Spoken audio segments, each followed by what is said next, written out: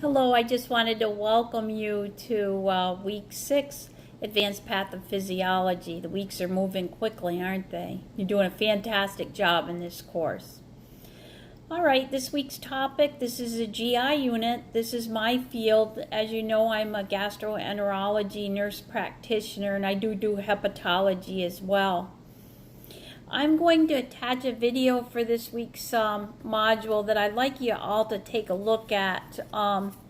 In my practice, we do some screening for non-alcoholic fatty liver disease.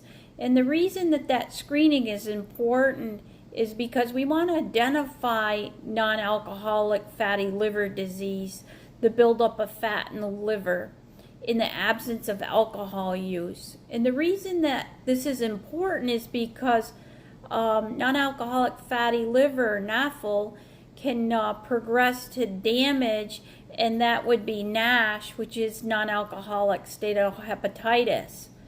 It's a mouthful. A lot of these patients have no symptoms.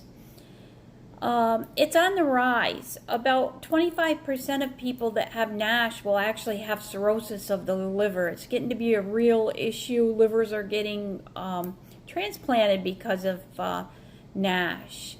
So patients with metabolic syndrome, patients with hyperlipidemia, hypertension, diabetes, all those patients are at higher risk, but not always, right? There's always outliers. So I want you to talk, have a great discussion this week when you discuss your GI topics.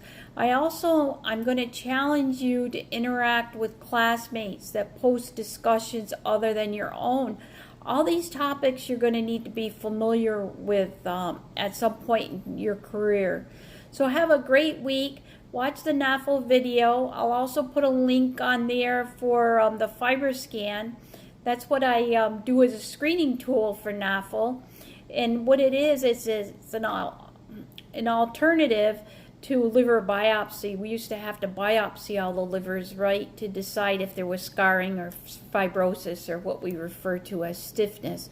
But with a FibroScan, it'll measure the amount of fat in the liver, give you an idea, and it also will give us a measurement for stiffness, so we'll be able to figure out, or project if there is fat in the liver that led to stiffening or probability of fibrosis or cirrhosis.